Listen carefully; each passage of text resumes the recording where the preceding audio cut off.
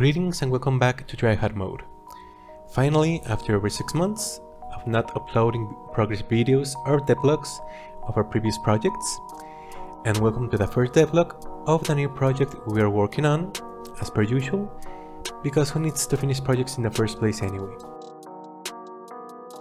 We're going to show you the progress we've made and also our new working process with which we hope to be able to complete our first game in the coming months.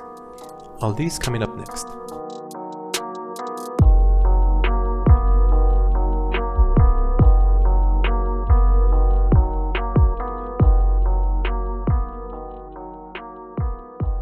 Before talking about the progress we've made so far, I wanted to talk a little about the reasons of why we left the previous projects, or at least why we put them on hold, which really are for reasons very similar to the ones we've already discussed at some point before.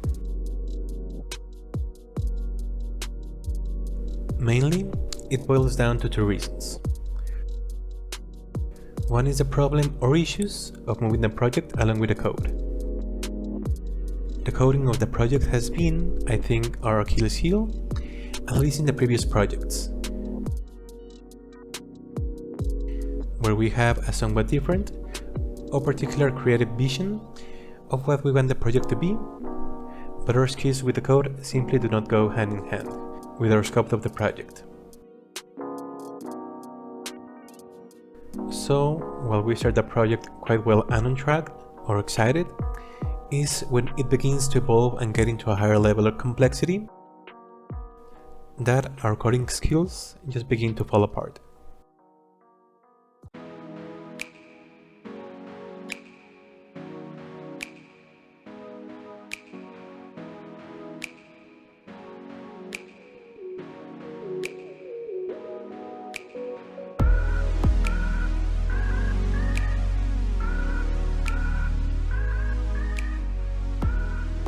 This goes hand in hand with what we consider the second problem, that has simply been uploading content and devlogs. And goes along because really the progress of our weekly goals or scopes get interrupted constantly. We get stuck fixing the dependencies or very specific codes that maybe are not flexible enough, and when we want to introduce new tools or mechanics to the game, we have to be constantly coming back to adjust codes to the new tools, and it's simply not a practical process.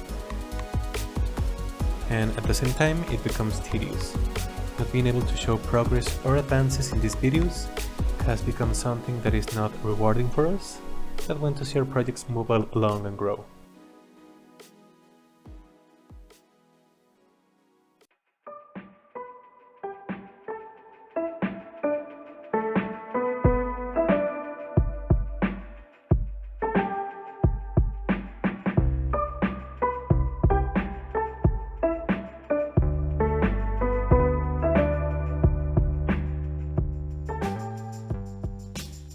So, with this in mind, we started working a few months ago in a somewhat different way.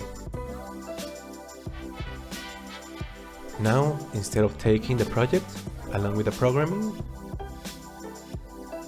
what we did was to complete some programming courses that take you by the hand in the basics of the project. From the basic mechanics to more advanced stuff. At this moment, we have a really complete foundation for our new game, which is something we'll be showing in the next video, because this one got a little too long with the modeling clips. In the next video, we'll show the progress and the state of the code, but already with this basis we have working the movement mechanics that are very similar mechanics to the point-and-click style of the Devlog games. It can be isometric or in perspective. That will be defined as the project progresses. But at least we already have the basic mechanic of the movement, Diablo style combat. We also have a functional inventory system, saving system, and loading and saving between scenes. We also have working a system for character progression based on experience points, and also if you kill or damage enemies and leave and return between scenes, all those states and hit points get saved. The experience and character level also get stored, and in addition to the saving between scenes, we can also save and load scenes from the menu.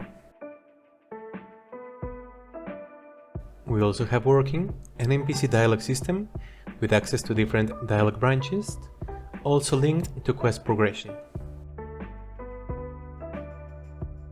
In short, we now should be able to develop a game with character progression, develop dynamic social interactions within an environment and scenarios that evolve according to the growth of our character. But more importantly, already with these tools working and defined, we can stop worrying about the code and focus in the areas that we feel more comfortable working on.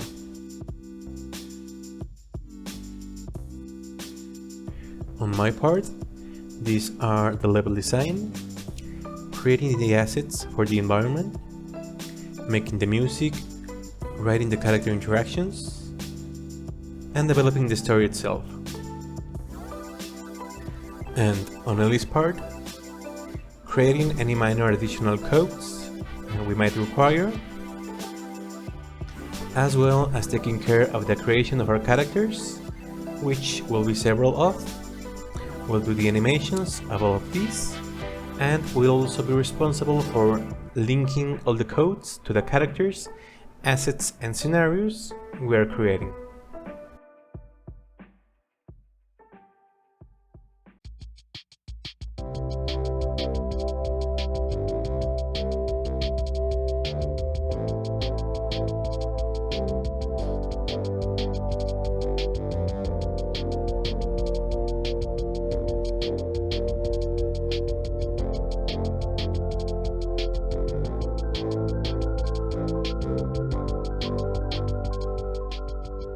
Already, with the most difficult part for us mostly taken care of, we can now focus all of our attention to the tools under which we have better control and understanding. Taking advantage of the fact that we can pay more attention to these elements, I also want to see the option of presenting all of these new assets, because for the most part they are going to be new or different assets to the ones we had before, in a few variations, such as high or low poly. In the case of these trees that I've been modeling, I'll have some with roots, other without roots, depending on how we're gonna place them on the level. For the trees on the foreground, I think I will handle the number of polygons we saw on screen, and if we're going to use them in the background or as background decoration, I like to lower the polygons to make it easier on the rendering of the scene. So just try to take advantage that we already have our attention in these areas, and see if we can present all of these assets in an online store, maybe not in a high-end range, because they won't be as detailed as professional assets, but in a low range of resources for video games, and see if we can generate maybe an additional income in this way.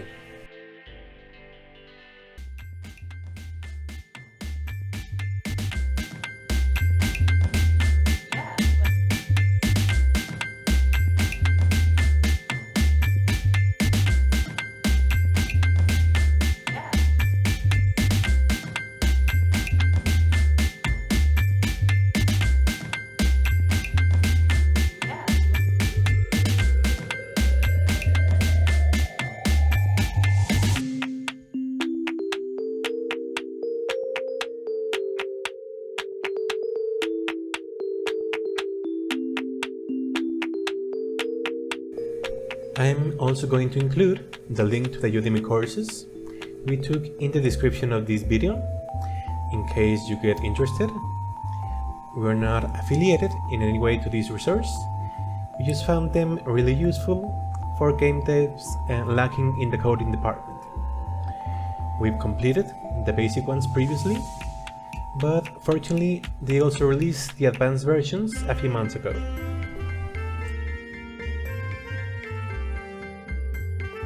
And what's really cool is that you're allowed to use all the code you create along these tutorials as you like, even for commercial use. Which in our case, we're yet to decide if we're going to sell this game. Probably not, since it's going to be our first serious project, but it's nice to know we have the freedom to use them in any way we want in these or other projects. And this should be enough to finish the game, and as we gain experience in other projects in the future, refine the code as our skills keep improving.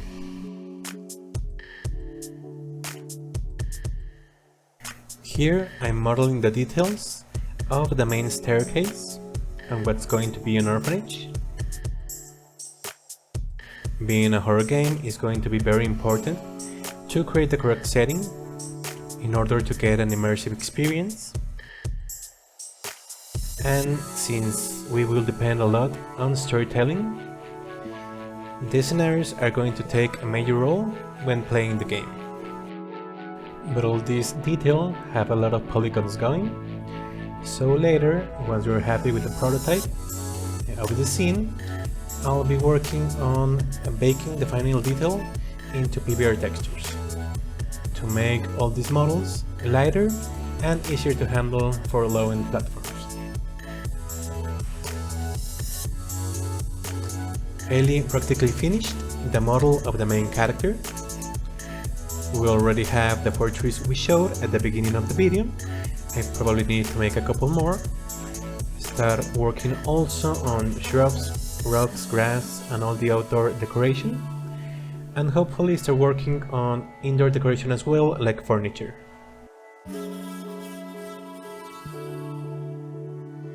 I've also created a couple of doors and started working on the windows. But the orphanage is going to need a lot more detail that I'll be adding along the way. First, I'm going to determine the general areas of the orphanage and create a raw prototype for the surroundings in order to Ellie to start introducing better characters and the core aspects of the code. Then, with a working character and environment, we will start adding and testing the progression system.